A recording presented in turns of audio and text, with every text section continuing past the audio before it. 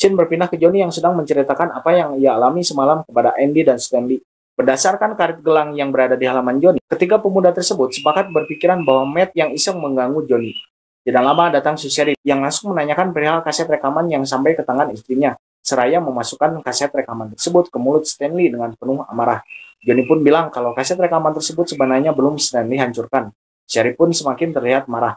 Johnny dan Andy pun kena giliran amukannya si sheriff. Johnny pun bilang ke si sheriff kalau semua ini ulah si Matt. Johnny menuduh Matt yang iseng ke kediamannya waktu malam hari dan yang mengirimkan kaset rekaman ke istrinya si sheriff. Dikarenakan Matt terobsesi kepada Jenny dan Matt melakukan hal-hal tersebut untuk mengobati rasa bersalahnya terhadap Jenny. Sheriff pun meminta Johnny dan kawan-kawan untuk mencari Matt secepatnya untuk membuat perhitungan terhadap Matt. Shin berpindah ke Sheriff dan Earl yang sedang berburu burung puyuh. Sheriff mengajak Earl untuk beristirahat sejenak, dan Sheriff pun memberikan minuman kepada Earl. Namun saat Earl selesai meminumnya, Sheriff menembak Earl dengan senapan yang sedari tadi ia pegang. Sheriff memutuskan untuk menghabisi Earl karena ia merasa Earl akan jadi sebuah ancaman. Karena sedikitnya Earl tahu tentang Jenny yang menghilang dan tidak kembali kepada keluarganya. Shin berpindah ke Matt yang sedang menongkrong di tepian danau di dekat villa. Tiba-tiba ia mendengar suara Jenny yang memanggil-manggil namanya. Matt pun mencari sumber suara tersebut yang mengarahkan ke dalam villa. Suara Jenny terdengar dari berbagai penjuru ruangan. Matt pun kebingungan hingga ia tidak sengaja menjatuhkan dirinya sendiri yang membuatnya pingsan seketika. Shin berpindah ke Matt yang terbangun dari pingsannya. Ia berada di sebuah pondok tua yang pernah Jenny masuki saat melakukan jogging di pagi hari dulu. Dan di hadapannya ada Jenny yang menyuruh Matt bangun dan duduk di sampingnya. Matt pun menghampiri Jenny dan langsung meminta maaf atas apa yang ia lakukan terhadap Jenny. Jenny pun menyuruh Matt tidur di pangkuannya. Namun setelah Matt merebahkan kepalanya di betis Jenny, Jenny langsung mencekik leher Matt menggunakan sebuah tambang sampai Matt tidak sadarkan diri. Jennifer Hills masih hidup. Dan sekarang, ia akan menuntut balas kepada semua orang yang telah memperkaosnya tanpa terkecuali. Shin berpindah ke Stanley dan Andy yang sedang melaksanakan tugas dari si sheriff, yaitu mencari si Matt. Di tengah pencariannya, Andy melihat sekelebat bayangan yang mirip manusia berlari tidak jauh dari tempatnya berada. Andy pun mengikutinya, karena menyangka itu Matt. Namun tiba-tiba, Stanley muncul dan langsung mengagetkan si Andy. Tidak lama setelahnya, Andy dan Stanley mendengar suara musik dari kejauhan. Mereka masih menyangka itu ulah si Matt dan langsung mencari sumber suara musik tersebut. Suara musik tersebut mengarahkan mereka menuju pondok tua, tempat sebelumnya Matt dicekik oleh Jenny. Andy mengecek ke dalam pondok, sedangkan Stanley mencari di luar di sekitaran pondok. Di tengah pencariannya, Stan dikejutkan oleh sosok Jenny yang tiba-tiba berada di depannya. Stan pun berlari mencoba menangkap Jenny. Baru saja beberapa langkah, kaki Stan menginjak sebuah perangkap beruang yang sudah Jenny persiapkan sebelumnya. Stan berteriak meminta pertolongan kepada Andy. Andy keluar dari pondok dan langsung menghampiri Stan. Dan baru saja Andy sampai, dari arah belakang Andy muncul Jenny yang langsung memukul Andy dengan tongkat bisbol. Andy pun pingsan seketika dan Stan pun mendapat jatah yang sama dengan Andy. Tongkat bisbol mendarat dengan keras di kepala Stan. Shin berpindah ke Andy yang mulai siuman, kini dalam keadaan terikat dan menggantung menghadap ke sebuah bathtub yang sedang diisi oleh air.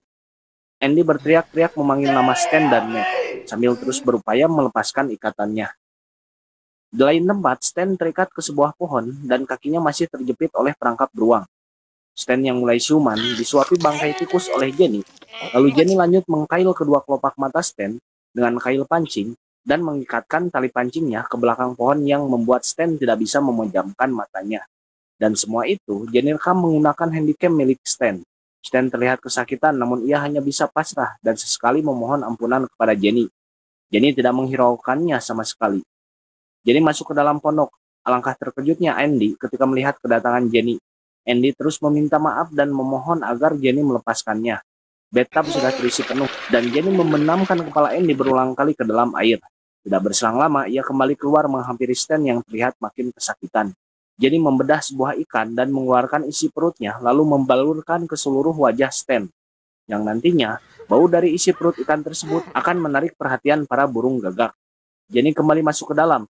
Ia memasukkan soda api ke dalam air yang ada di bathtub, lalu mengambil papan kayu yang menopang dada Andy. Sekarang Andy harus menahan bobot tubuhnya sendiri, agar wajah tampannya tidak tercelup ke dalam soda api. Andy tidak bertahan lama, setengah dari tubuhnya masuk ke dalam bathtub tersebut. Ia mencoba bangkit, namun tak lama ia kelelahan dan kembali lagi tercebur.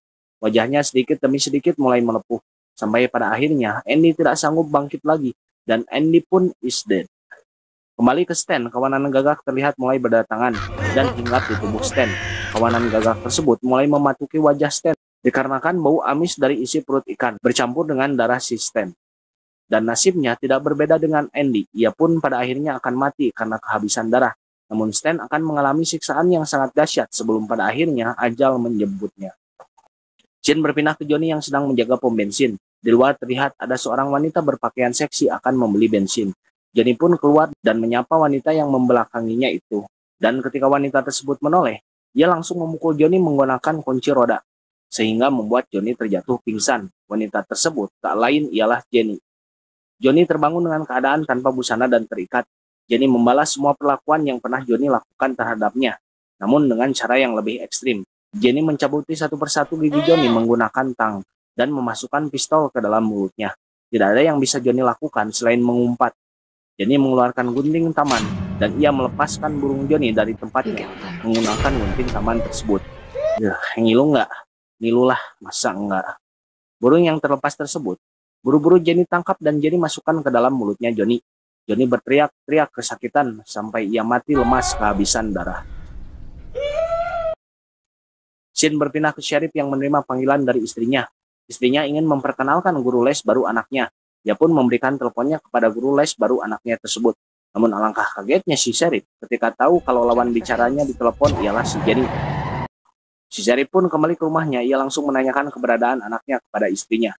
Istrinya mengatakan kalau anaknya dibawa ke taman oleh guru les barunya. Sheriff bergegas menyusulnya, namun nampaknya di taman tidak ada siapa-siapa. Dia kembali memasuki mobilnya untuk mencari anaknya ke tempat lain. Namun tiba-tiba, di kursi belakang sudah ada Jenny yang langsung melumpuhkan si Sheriff dengan cara memukulnya dari belakang. Scene berpindah ke si Sheriff yang telah dalam keadaan terikat, membungkuk dengan sebuah meja yang menopang badannya. Di belakangnya ada senapan laras panjang yang diarahkan tepat ke bagian pembuangan residu sisa-sisa makanan si Sheriff. Tahulah apa maksudnya ya. Dan di depan si Sheriff ada Matt yang masih dalam keadaan tidak sadarkan diri, didudukan di sebuah kursi.